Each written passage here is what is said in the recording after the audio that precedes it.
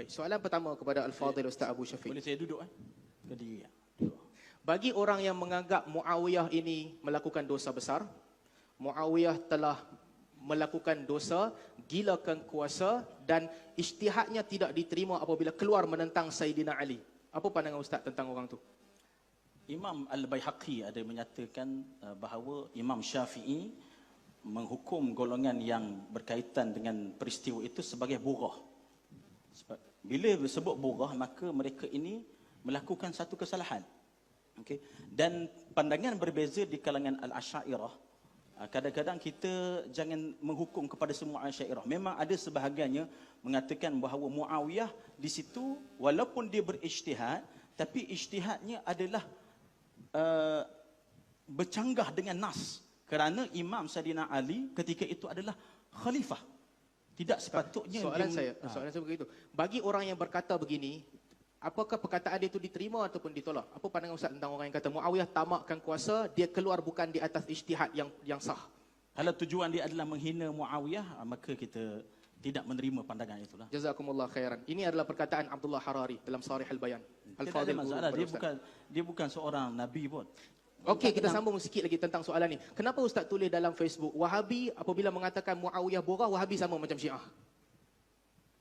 Macam mana? Ustaz tulis dalam Facebook, apabila Wahabi mengkritik Yazid bin Muawiyah dan juga mengkritik Muawiyah, saya boleh bawakan? Apabila tokoh besar Wahabi mengkritik Yazid bin Baz dan sebagainya dalam majlis fatwa Saudi mengkritik Yazid, kesimpulan Ustaz di bawah, Wahabi sama macam Syiah.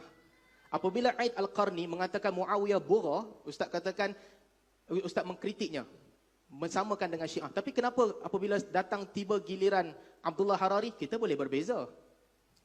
Tak, kita lihat kritikan itu adalah lebih kepada kritikan yang mirip kepada hulu.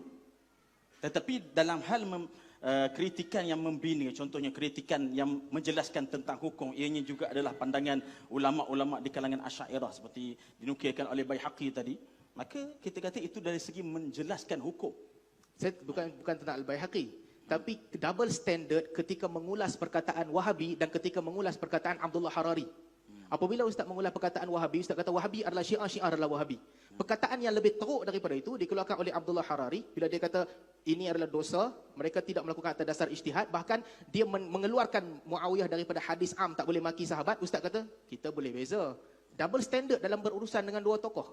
Ini yang kita tak nak. Yang kedua, anda tak pernah cakap lagi tentang contohnya tentang Syekh Abdullah Al-Harari. Kita tidak ada pernah tulis lagi berkaitan dengan ini. Tapi Ustaz tulis tentang Aid Al-Qarni dan juga kritikan mufti Majlis Fatwa Saudi ke atas Yazid. Kita kritik ke atas Wahabi, bukan ke atas menyatakan mana-mana statement daripada Syekh Abdullah Al-Harari. Artinya kalau dia menyebut, dia lagi teruk pada Wahabi, betul? Sebab Wahabi tak kata borah yang ijtihad terkeluar. Dia kata dia bukan di dalam masalah itu sahaja golongan Wahabi ini teruk. Bila mana kita lihat. Jadi maksudnya kalau dia teruk bab lain pun boleh maki dia juga. Masalah maki kita tak ada maki. Boleh kritik dia. Kalau tempat lain dia teruk, kita boleh berlebih kurang dengan dia. Begitu? Kritik. Itu okey. Saya terima manhaj itu. Yang kedua, bagi orang yang mengatakan Abu Hasan Al-Asy'ari termasuk sebagai ekstrim, siapa yang kata Abu Hasan Al-Asy'ari adalah mujassimah, apakah perkataan ni salah dan ekstrim ataupun perkataan ni betul? Ini berkaitan dengan Syekh Hasan Saqaf. Kita mengatakan bahawa kitab Al-Ibanah itu adalah kitab yang tala'aba bihi baina yaday asimah. Iaitu ada golongan yang cuba mengubah-ubah isi kandungannya. Kitab Ibanah memang sebelum ada. Tu Ustaz. Nanti dulu.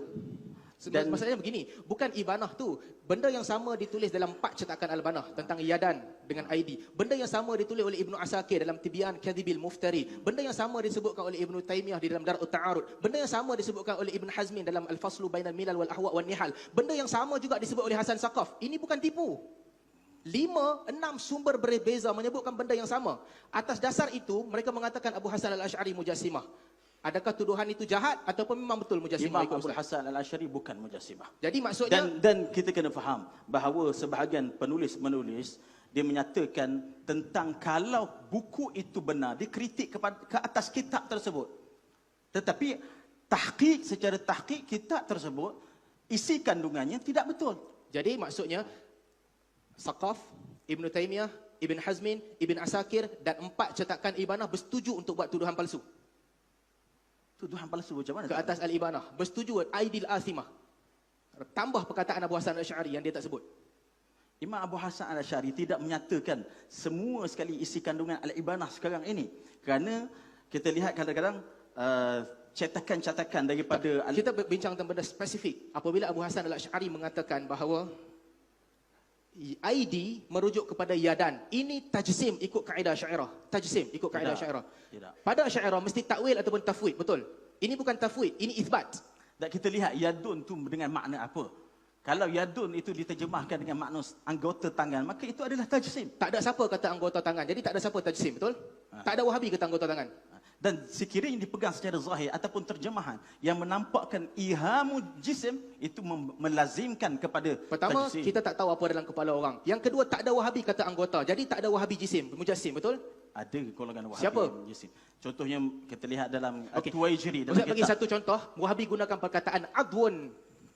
Siapa yang katakan Allah ada adwun? Perkataan begitu adwun, kalau kita lihat di dalam kitab Satu contoh Khalqul Adam ala suratir Rahman, disebut bahawa golongan Wahabi mendakwa Allah ini mencipta Adam mengikut dan serupa dengan bentuknya. Itu tajsim. Sekejap Ustaz, sekejap. Itu ada hadis yang lain. Khalaqa Adam ala suratihi. Tidak sahih. Tak, yang penting bagi saya perkataan tubuh badan, adwun yang digunakan satu contoh salafi untuk membenarkan tuduhan Ustaz. Tidak semestinya kita kena keluarkan Okey, jadi tak ada. lafaz adwan itu. Jadi sekarang tak ada. Atas maklumat yang Ustaz ada, tak ada siapa Wahabi kata adwun bagi Allah. Atau Ustaz ada? Lafaz itu Lafaz adwan tak ada. Betul. Adwan itu setakat ini kita memang tidak dapati, tetapi Jelas. melazimkan benda itu ada. Jelas. Jadi jangan tuduh orang kalau tak ada lafaz. Sebagaimana kita boleh bersangka baik dengan selawat syifa dan sebagainya, di sini juga kena bersangka baik. Kalau tak ada lafaz, jangan tuduh orang. Seterusnya, apakah Syekh bin Baz kafir, ya atau tidak? Pada pandangan Ustaz, Kita tidak menghukum orang-orang kafir. dia tak kafir. Orang yang mengatakan Nabi Muhammad adalah ausan, berhala, dan orang yang mengharuskan pakai salib, dia kafir ke tidak? Mengharuskan pakai salib. Hmm. Dilihat di dalam hukum fiqh, jika dia memakainya tabarruk untuk mengambil berkat daripada salib, itu dihukum sebagai kafir. Kalau dia kata Nabi Muhammad adalah berhala, ausan, Wal'iyadzubillah. dia kafir.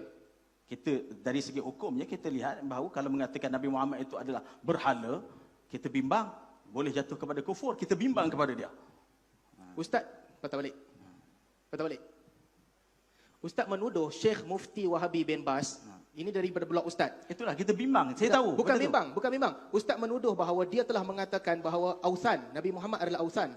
Ustaz menuduh dia mengharuskan pakai salib. Sekarang Ustaz tak kafir dengan dia pula. Mana satu yang betul? Di sini ada sebut kafir. Di sini tak sebut kafir, tapi disebutkan dia haruskan pakai salib. Di mana dia haruskan? Di dalam keratan Ini ini. tulisan Ustaz. Okey. Ini tulisan Ustaz, bukan tulisan orang lain. Harap Saya tenang. tak nampak betul. Okey, tak apa. Kita pergi soalan lain. Kita pergi soalan lain. Seterusnya. Begini, by word.